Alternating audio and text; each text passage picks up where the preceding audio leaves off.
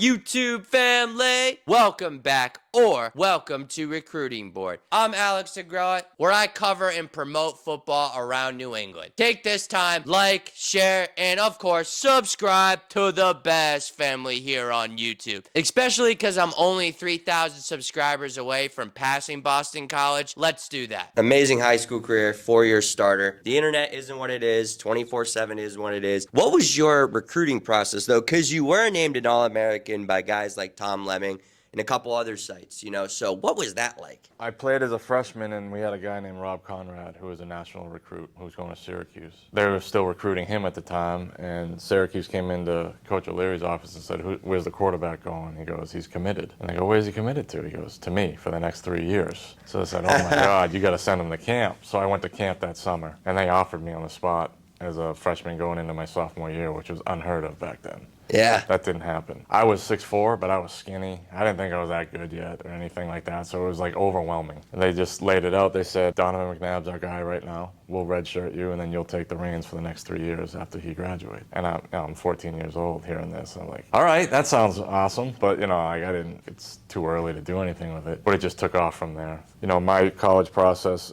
certainly with the internet, it's not what it is now, but it was a lot of handwritten letters, a lot of phone calls, a lot of in-person meetings in the old gym in Coach O'Leary's office where I had a coach from Indiana come in. It was a non-contact period. He picked up the phone in Jim's office, and Jim had me across the hall in the other office so we could talk because he couldn't see me because it wasn't a contact period. Like all sorts of weird stuff like that. It came down to BC, Syracuse, Notre Dame, Penn State, and Ohio State were my top 5, but BC just I wanted education, but I also wanted a pro-style NFL offense, and they afforded me both of those, where the Syracuse and Notre Dame was still running some option-type stuff. Ohio State and Penn State hadn't put a quarterback in the league in 20-something years, whereas BC every 3 or 4 years were putting a guy in the league. So that's really what it came down to for me. Oh, so you told me this story. You were recruited by Nick Saban. Yeah, Nick Saban at Michigan State, Urban Meyer at Notre Dame.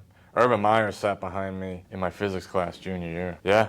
Well, where else? Xavier Hall. Yeah, right? He sat there for a little while studying me during physics class, which ironically was the worst class I ever took here, but Gary Smith was a great teacher. I just want to put that on there. He's still here. Urban Meyer, Nick Saban, there's some big names. What was it like for you then, especially years later? Those guys are on TV every Saturday. Everyone's talking about him. Nick Saban's the GOAT. Yeah, it's wild to think about it, but playing as long as I did and meeting the people I did, you don't get starstruck by it, but it's funny, it's unique to look back and get handwritten letters from Nick Saban and Urban Meyer, and it's like, if people only knew, But Nick had already ascended to head coaching status at a Big Ten school at Michigan State. Urban was just a receiver coach at Notre Dame, working his way up. Type of deal. So the various stages of college and the 6 degrees of separation, it seems like all the time. It's pretty cool. If you want to talk about just the difference between, because I feel like when you were getting scholarships back then, they were legitimate. Weren't right. They weren't just evaluation offers. Yeah, they had to come see you. You had to do it in front of them. These lights. Yeah, right. You had to do it in front of them, but a scholarship offer was commendable as soon as you got it. They didn't give those out like candy. You had to earn those, and it was real. And the recruiting process, house visits and can we meet you at the gas station? Just say hello. It was real. It was real. I think there's probably more rules, and the age of internet has helped that too in terms of the ease with which they can recruit now. It's made it a little bit easier, maybe harder in some ways, but pay phones and landlines, that's what we were dealing with back then.